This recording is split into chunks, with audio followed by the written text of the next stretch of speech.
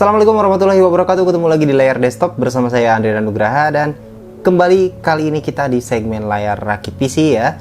Dan kita akan merakitkan PC untuk subscriber layar desktop dari Kalimantan Timur kali ini ya, cukup jauh ya. Nah, seperti apa rakit PC kali ini, komponen-komponen yang kita gunakan seperti apa? Sebelum kita mulai, bagi teman-teman yang belum subscribe channel layar desktop, bisa diklik dulu tombol subscribe-nya dan juga loncengnya sekalian ya, untuk terus support channel ini ke depan agar lebih baik dan lebih berkembang lagi. Oke, langsung aja kita mulai. Komponen-komponen seperti apa saja yang kita gunakan untuk rakitan kali ini?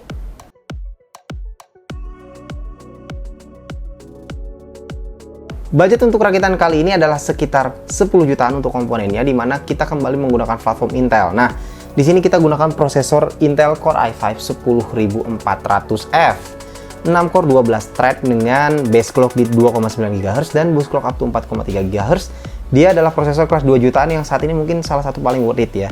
Dimana di saat kompetitornya sedang sulit didapat dan juga harganya juga naik terus, ini justru hadir dengan harga yang sangat-sangat kompetitif dan cukup ramah di kantong ya untuk prosesor kelas 6 core dan 12 thread. Saya rasa ini pilihan yang salah satu pilihan terbaik lah untuk prosesor kelas 2 jutaan ya.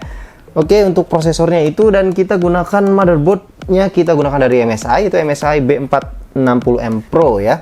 Ini berukuran M.A.T.X dengan chipsetnya B460 ya. Saya rasa sudah sangat cukup untuk bisa handle si 10400F ini ya. Ini motherboard yang kita gunakan di sini. Kemudian berikutnya, tandem untuk i5 10400F, kita gunakan GTX 1660 Super dari Ino3D ya.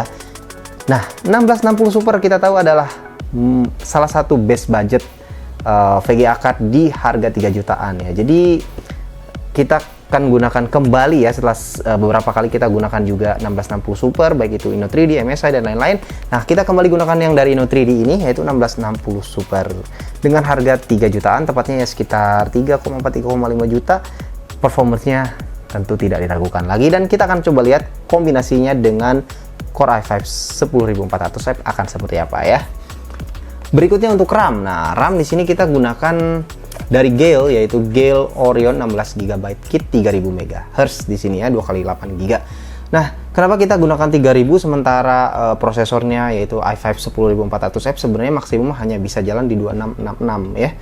Nah, kita gunakan yang 3000 ini karena memang kebetulan harganya nih yang 3000 dengan yang 2666 itu bedanya dikit ya. Jadi ya nggak apa-apa lah kita pakai yang 3000. Toh ke depan mungkin kalau misalnya upgrade bisa pakai yang 3000 MHz ini ya, masih cukup ke depannya bisa dipakai juga gitu kan. Dan kalaupun jalan di 2666 ya nggak apa-apa, toh harganya juga selisihnya nggak gitu jauh dengan yang 2666 ya.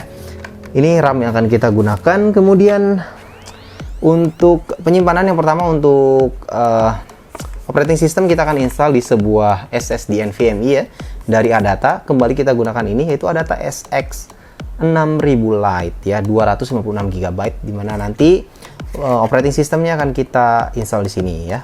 Dan berikutnya untuk hard disk ya, kita storage yang kedua kita gunakan hard disk 1 TB dari Seagate Barracuda series 1 TB ya, seperti biasa.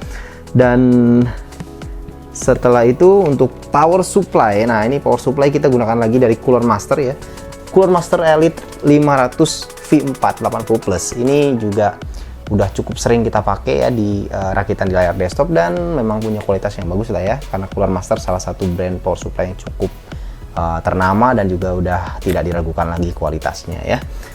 Dan yang terakhir di sini kita gunakan sebuah casing ya, teman-teman bisa lihat di sini, yaitu dari casing temennya kaum Kerehore lah bisa dibilang ya, yaitu Cube Gaming lagi, yaitu Cube Gaming Creston kali ini ya.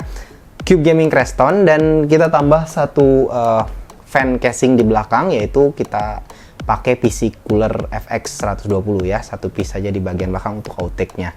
Itu untuk komponen-komponen yang kita gunakan di rakitan kali ini. Dan seperti apa performance dari PC yang satu ini, langsung aja kita bahas.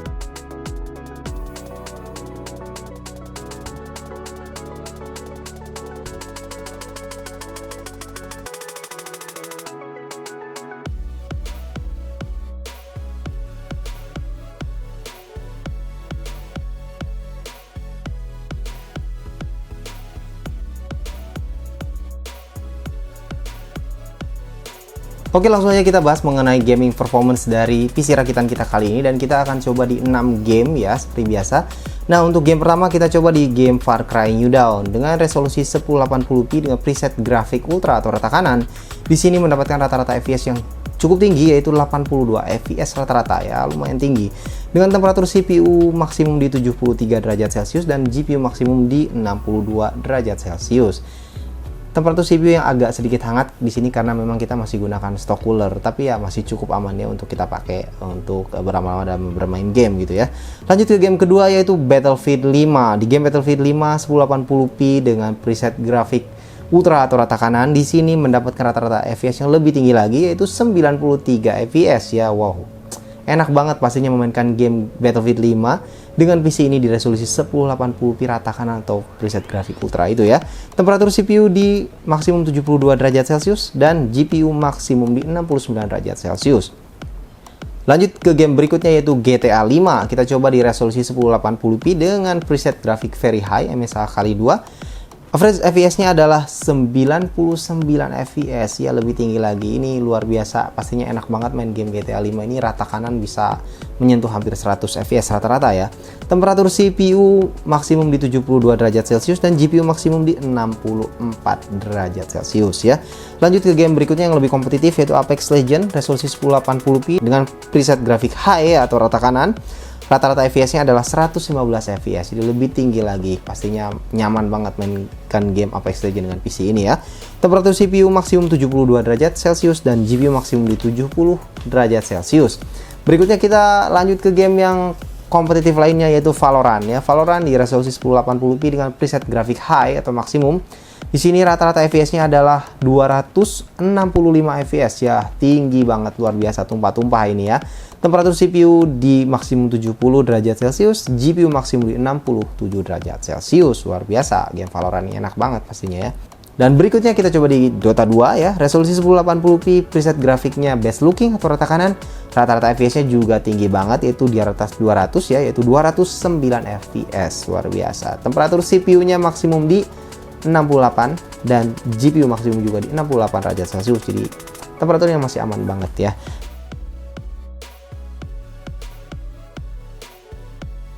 Dan berikutnya kita coba performance dari PC yang satu ini, tidak cuma untuk gaming tapi juga untuk editingnya seperti apa ya.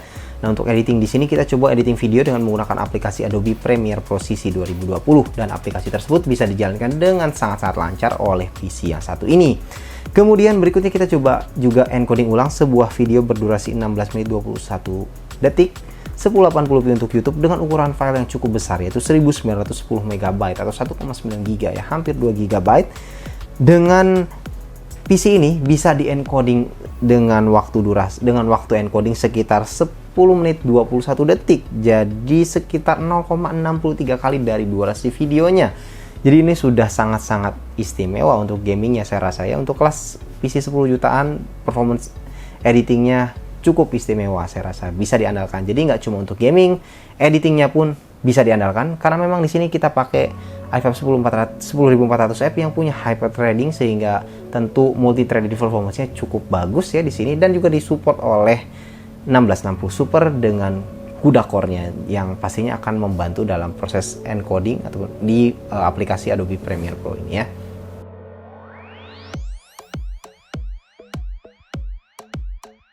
Nah, berikutnya yang spesial dari layar desktop, kita bahas mengenai konsumsi listrik ya.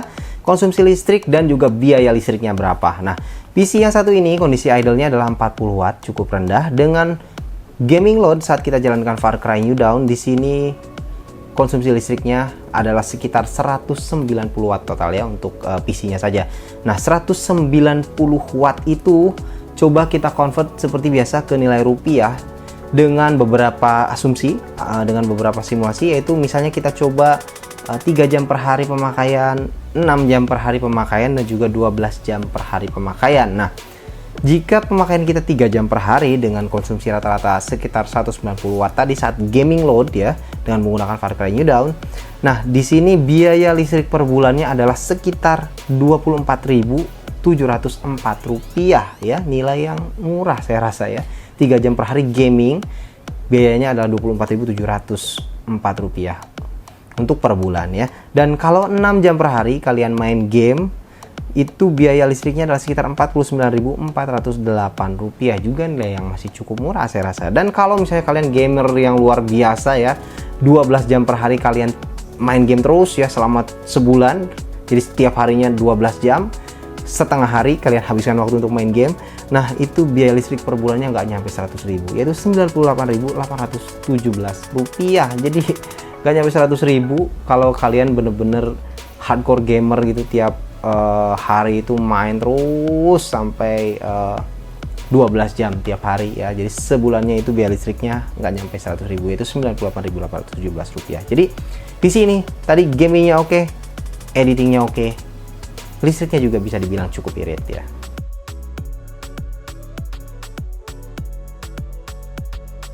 Oke teman-teman, itulah tadi ya pembahasan kita mengenai performance dari PC rakitan kita kali ini ya, yaitu menggunakan i5 10400F dengan GTX 1660 Super dari Inno3D, dimana tadi kita lihat bahwa untuk gaming performance ini cukup istimewa ya. Game-game AAA itu bisa mendapatkan 80-100 fps ya, cukup tinggi dengan set grafik atau preset grafiknya ultra atau rata kanan. Di sini bisa di 80-100an fps, nilai yang cukup tinggi.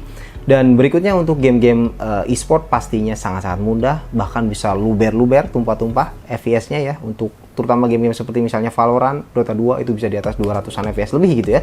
Jadi performance gamingnya istimewa dalam hal ini dengan budgetnya 10 jutaan ini.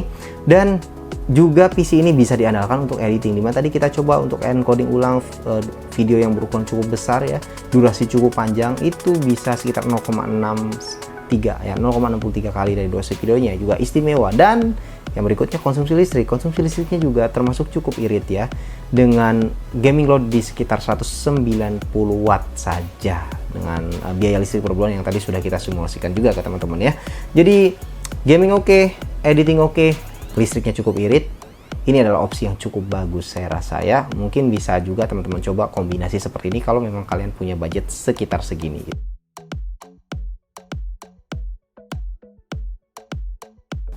Oke, itu aja mungkin untuk rakitan kita kali ini ya teman-teman. Mudah-mudahan bisa memberi manfaat buat teman-teman di rumah. Terima kasih teman-teman sudah menonton. Jangan lupa untuk like, share, dan juga subscribe. Sampai jumpa di video berikutnya. Assalamualaikum warahmatullahi wabarakatuh.